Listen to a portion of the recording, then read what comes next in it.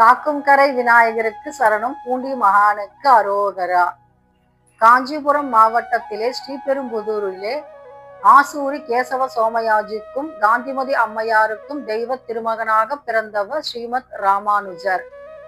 பல ஸ்தலங்களுக்கு செல்கின்றார் தம்முடைய அன்பர்கள் புடைசூழ. அப்படி அவர் வைத்தமாநிதி பெருமாளை சேவிக்க வேண்டும் என்பதற்காக திருக்கோளூருக்கு வருகின்றார் அதிகாலை பொழுதிலே. அப்பொழுது மோர் விற்கக்கூடிய பெண்மணி ஒருத்தி அந்த ஊரை விட்டு வெளியே செல்லும் பொழுது அவளை இடைமறித்து கேட்கின்றார் ஸ்ரீமத் ராமானுஜர். அம்மா, இது தேடி புகும் ஊர், இங்கே தாங்கள் எங்கே வெளியே செல்கின்றீர்கள் என்று கேட்கும் பொழுது அந்த அம்மையார் கூறிய 81 வாசகங்களே திருக்கோளூர் பெண் பிள்ளை ரகசியம் என்று அழைக்கப்படுகின்றது, அற்புதமாக வாசிக்கப்படுகின்றது. நாம் இதிலே 16 வாசகங்களை பார்த்து விட்டோம். முந்தைய பதிவிலே பார்த்தோம், யான் சத்தியம் என்றேனோ கிருஷ்ணனை போலே என்று. கிருஷ்ணன் சத்தியம்தான், இதில் என்ன நமக்கு சந்தேகம் வந்துவிடப் போகின்றது? கிருஷ்ணருடைய தங்கை சுபத்ரைக்கும் அர்ஜுனனுக்கும் பிறந்த பிள்ளை அபிமன்யு. அபிமன்யு வீரமரணம் அடைந்து விடுகின்றான் மகாபாரத போரிலே. அவனுடைய மனைவி உத்தரையினுடைய கர்ப்பத்திலே ஒரு சிசு இருக்கின்றது. அஸ்வத்தாமன் விட்ட அஸ்திரத்தினால் பஞ்சபாண்டவர்களுடைய வாரிசுகள் அத்தனை பேரும் மடிய வேண்டும் என்பது அவனுடைய விருப்பம். போர் பாசறையிலே பாஞ்சாலிக்கும் பஞ்சபாண்டவர்களுக்கும் பிறந்த பிள்ளைகளான உபபாண்டவர்களை அவன் அழித்து விட்டான். எஞ்சி இருப்பது இந்த ஒரே ஒரு சிசு மட்டுமே. இதுதான் குலக்கொழுந்து. இதுவும் கரிக்கட்டையாக வந்து வெளியே விழுகின்றது உத்தரையின் கர்ப்பத்தில் இருந்து. அப்பொழுது பாஞ்சாலி அழுது அரற்றுகின்றாள். கண்ண பெருமானிடம் உதவி கேட்கின்றாள். கிருஷ்ணா, என்னுடைய குலத்தை தாங்கள் தான் காப்பாற்ற வேண்டும் என்று மண்டியிடும் பொழுது யார் ஒருவர் உண்மையே பேசுகின்றார்களோ அவர்களுடைய ஸ்பரிசம் பட்டால் இந்த பிண்டம் உயிர் பெற்றுவிடும் என்று அவர் ஒரு அருமையான வாசகத்தை சொல்லும் பொழுது கிருஷ்ணனை தவிர உண்மை உரைப்பவர்கள் ஒருவரும் காணும். அப்பொழுது அவருடைய கால் கட்டை விரலால் அந்த சிசுக்கு உயிர் வந்து விடுகின்றது. அந்த குழந்தைதான் பரீட்சித்து மகாராஜா. இப்படி முந்தைய அத்தியாயத்திலே நாம் பார்த்தோம். இப்பொழுது அடுத்த வாசகத்தை சொல்கின்றால் மோர் விற்கக்கூடிய பெண்மணி. அடையாளம் சொன்னேனோ கபந்தனை போலே என்று ஒரு வாசகத்தை சொல்லுகின்றாளாம். கபந்தன் என்பவன் யார்? அவன் எப்படி, யாருக்கு, எப்பொழுது, என்ன ஒரு அடையாளத்தை சொன்னான், எதற்காக சொன்னான்? இந்த நிகழ்வை நாம் பார்க்கலாம். கபந்தன் என்பவன் முந்தைய ஜென்மத்திலே அவனுடைய பேர் விஸ்வாவசு. அவன் ஒரு கந்தர்வ இளவரசன். அழகிலும் ரூபத்திலும் அவன் அற்புதமாக இருந்தான். அந்த அகம்பாவத்தினால் அவன் ஸ்தூல சிரஸ் என்று அழைக்கக்கூடிய ஒரு ரிஷியினுடைய சாபத்தை பெற்றுவிட்டான், அவருக்கு தொந்தரவு செய்ததினால். அப்பொழுது அவர் சபித்து விடுகின்றார். உன்னுடைய உருவம் விகாரமாக போகட்டும், மிக பெரியதாக வளரட்டும் என்று அவர் சபித்து விடுகின்றார். அதனால் அவனுடைய உருவம் வளர்ந்து பார்ப்பதற்கு சகிக்க ஒண்ணாத தோற்றத்தை அடைந்து விடுகின்றான். அப்பொழுதும் அவன் திருந்தவல்ல இந்த கந்தர்வ இளவரசன். தேவேந்திரனிடம் வலிய சண்டைக்கு போகின்றான். அப்பொழுது இந்திரன் வஜ்ராயுதத்தை கொண்டு தாக்கும் பொழுது அவனுடைய தொடைகள் வயிற்றுக்குள் போய்விடுகின்றன. அவனுடைய தலை அவனுடைய மார்பிலே புதைந்து விடுகின்றது. இப்பொழுது பார்ப்பதற்கு வயிற்றுக்குள் இருந்து 2 கால்கள், முன்னே 2 கைகள் நீட்டிக் கொண்டிருக்கின்றன. உள்ளே ஒரு வாய் இருக்கின்றது, வயிற்றுக்குள்ளே ஒரு கண் மாத்திரம் இருக்கின்றது. இப்படி ஒரு உருவத்தை நாம் கற்பனை செய்து கொள்ள வேண்டும். அப்பொழுது எப்படி அவன் விகாரமாக இருப்பான் என்பதை நாமால் பார்க்க முடியும். அவனுக்கு என்ன வேலை? அவன் காட்டிலே அகப்படுகின்ற மனிதர்களை பிரித்து சாப்பிட்டு விடுவான். இதுதான் அவனுடைய நித்திய வேலையாக இருந்தது. இந்திரன் கிட்ட சாபம் வாங்கிட்டான். இப்படி ஏன்னா இப்போ அவன் வஜ்ராயுதத்தால தாக்கப்பட்டு இப்படி ஒரு கொடூரமான ஒரு உருவத்தை அடைந்து விட்டான் அல்லவா? இது சாபம் மாதிரி தானே. அப்பொழுது அவன் கேட்கின்றானாம், ஐயா, இப்பொழுது என்னுடைய இந்த உருவம் எப்பொழுது மாறும் அப்படின்னு கேட்கும் பொழுது தேவேந்திரன் சொல்கின்றானாம், ராமாவதாரத்திலே ராமர் வந்து உன்னுடைய 2 கரங்களையும் வெட்டி வீழ்த்தும் பொழுது உனக்கு மறுபடியும் முந்தைய பிறவியில் எப்படி இருந்தாயோ அப்படியே உன்னுடைய உருவம் ஆக கடவுது என்ற ஒரு சாப விமோச்சனத்தையும் கூறிவிட்டு சென்று விட்டார். இப்பொழுது இந்த விஸ்வாவசு என்கின்ற இளவரசன், கந்தர்வ இளவரசன், இப்படி ராட்சசனாக, அரக்கனாக மாறி இந்த காட்டிற்குள்ளே இங்கே உலாவிக் கொண்டிருக்கின்றான். கைகேயி பெற்ற வரத்தினால் 14 ஆண்டுகள் தன்னுடைய மகன் பரதன் அயோத்தியை ராஜாவாக பட்டம் சூட்டி ஆள வேண்டும். ராமர் காட்டுக்கு செல்ல வேண்டும். இந்த 2 வரங்களை பெற்றிருந்தால் தசரத மகாராஜாவிடமிருந்து கைகேயி.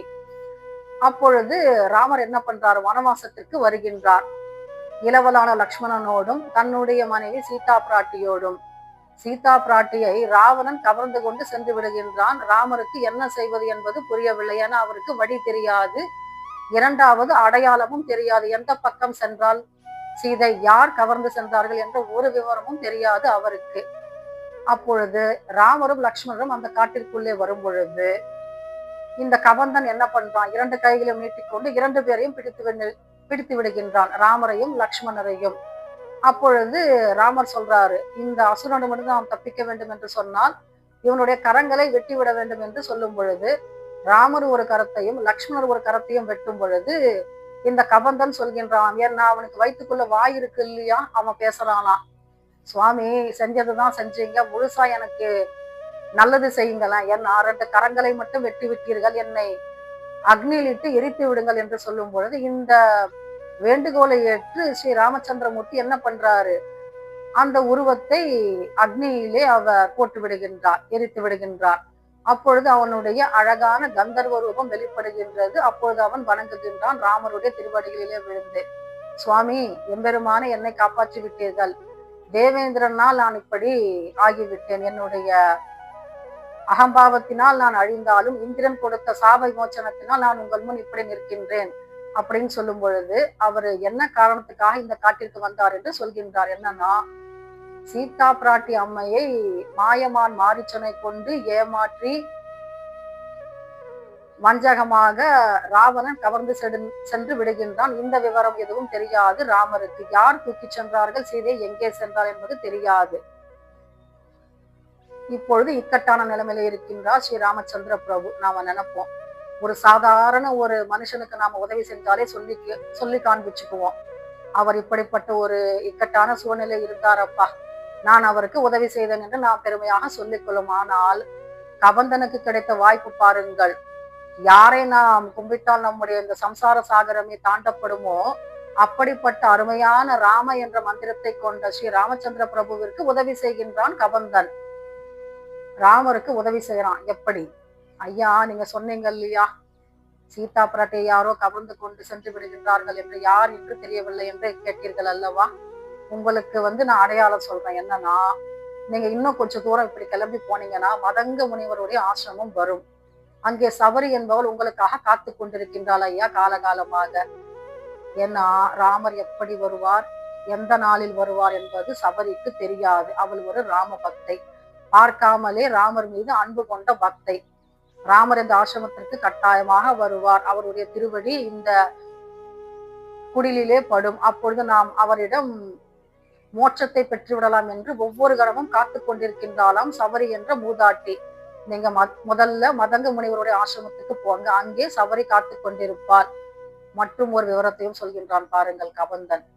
என்னன்னா, நீங்க ரிஷிமுக பர்வதத்துக்கு போங்க, அங்க சுக்ரீவன் இருப்பான், அவனுடைய நட்பை பெற்றீர்கள் என்று சொன்னால் உங்களுக்கு சீதா பிராட்டியை தேடுவது சுலபமாக முடிந்துவிடும் என்ற ஒரு விவரத்தையும் சொல்கின்றானாம் கபந்தன். எவ்வளவு அருமையான ஒரு உதவியை செய்கின்றான் பாருங்கள். ஏன்னா ராமச்சந்திர பிரபு யார் உதவி செய்வாங்கன்னு காத்துக்கிட்டு இருக்காரு, எப்படி போவது என்பது தெரியாது அவருக்கு. காட்டுக்குள்ள எந்த ஒரு அடையாளமும் அவருக்கு கிடைக்கவில்லை. சீதா பிராட்டி எங்கே சென்றாள் என்பது அவருக்கு புரியாத ஒரு புதிராக இருந்தது. ஏன்னா தேர்களை கூட்டிக்கிட்டு போயிருந்தாவது மண்ணிலே காலடி சுவடுகள் இருக்கும், தேர் சக்கரத்தினுடைய சுவடுகள் இருக்கும். இவன் என்ன பண்றான்? இலங்கேஸ்வரன் ராவணன் விமானத்தில் அல்லவா கூட்டி சென்றான். அப்பொழுது என்ன ஒரு அடையாளம் இருக்க முடியும், எப்படி கண்டுபிடிக்க முடியும்? இந்த விவரத்தை சொன்னவன் கபந்தன் அல்லவா? எப்படிப்பட்ட அருமையான ஒரு உதவியை செய்திருக்கின்றான் கபந்தன் ஸ்ரீ ராமச்சந்திர பிரபுவிற்கு. ஏன்னா சாப விமோச்சனம் பெற்றாலும் அற்புதமான ஒரு வழிகாட்டலையும் சொல்கின்றான் அல்லவா. கடவுளுக்கு வழி சொல்வது என்பது எவ்வளவு பெரிய அருமையான ஒரு வாய்ப்பு. எத்தனை பெரிய புண்ணியத்தை செய்திருந்தால் இப்படி ஸ்ரீ ராமச்சந்திர பிரபுவிற்கு நாம் உதவி செய்ய முடியும், அவருக்கு வழிகாட்ட முடியும், அடையாளம் சொல்ல முடியும். ஆனால் செய்து விட்டான் அல்லவா கபந்தன். எப்படிப்பட்ட அருமையான புண்ணியவானாக இருக்க முடியும்? இதை சொல்கின்றாலாம் இந்த மோர் விற்கக்கூடிய பெண்மணி. அடையாளம் சொன்னேனோ கபந்தனை போலே என்று நாம நினைக்கலாம். கிஷ்கிந்தையில பார்க்க சொல்லியிருக்கலாம் அல்லவா சுக்ரீவனை, அதையே ரிஷியமுக பர்வதத்தில் பார்க்க சொன்னார். மிகச் சரியாகத்தான் சொல்லியிருக்கின்றான் கபந்தன். ஏன்னா சுக்ரீவன் சிறு வயதிலே சேஷ்டைகள் செய்வார். அப்பொழுது ஒரு முனிவர் சபித்து விட்டாராம், இந்த வாலி நிறைய சேஷ்டைகள் செய்யும் பொழுது இந்த ரிஷிமுக பர்வதத்திலே நீ உன்னுடைய காலை வைத்தால் உன்னுடைய தலை சுக்கு நூறாக வெடித்து விடும் என்பது. வாலி எங்க வேணா வாலாட்டுவான், ஆனா ரிஷிமுக பர்வதத்துக்கிட்ட மட்டும் வரமாட்டான். இப்போ அங்க போய் ஒளிஞ்சுக்கிட்டு இருக்கான் சுக்ரீவன்.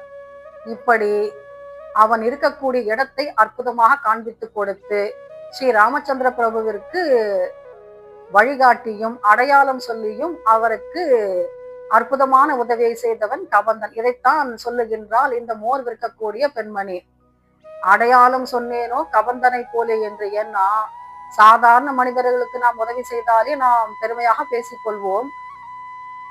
விஷ்ணுவினுடைய அவதாரம் ஸ்ரீ ராமாவதாரத்திலே ராமருக்கு உதவி செய்வது என்பது அவ்வளவு லேசுப்பட்ட காரியமா? எத்தனை புண்ணியம் செய்திருக்க வேண்டும் ஸ்ரீ ராமச்சந்திர பிரபுவை சந்திப்பதற்கும் அவருடைய திருவடியை நாம் பெறுவதற்கும் அவருக்கு வழிகாட்டி அவருக்கு அடையாளம் சொல்வதற்கும் சீதா பிராட்டியாமையை தேடுவதற்கு அவர் யாரை போய் கேட்க முடியும், யாரை வினவ முடியும்? ஆனால் அற்புதமான இந்த வாய்ப்பை கொடுத்தான் அல்லவா கபந்தன். இதற்காக நாம் நன்றி சொல்லத்தான் வேண்டும் கபந்தனுக்கு. இதைத்தான் சொல்கின்றால் திருக்கோளூர் பெண் பிள்ளை ஸ்ரீமத் ராமானுஜரிடம். அடையாளம் சொன்னேனோ கபந்தனை போலே என்று. சாதாரண மானிடருக்கு அல்ல, ராமாவதாரத்துக்கே அடையாளம் சொன்ன பெருமை கபந்தனையே சேரும். இப்படி இந்த வாசகத்தை முடித்து விட்டால் அடுத்த வாசகம் என்ன சொல்ல போகின்றால், என்ன கதை அதிலே அடங்கியிருக்கின்றது என்பதை நாம் அடுத்த அத்தியாயத்திலே பார்க்கலாம். அதுவரை நாம் ஸ்ரீமத் ராமானுஜருடைய குருவடிகளையும் ஸ்ரீமத் எம்பெருமான் நாராயணமூர்த்தியினுடைய திருவடிகளையும் வணங்கி கொண்டிருப்போம். மீண்டும் சந்திப்போம் அடுத்த பதிவிலே. திருக்கோளூர் பெண் பிள்ளை ரகசியம் என்கின்ற வைணவ இலக்கியத்திலே. காக்கும் கரை விநாயகருக்கு சரணம், பூண்டி மகானுக்கு அரோகரா.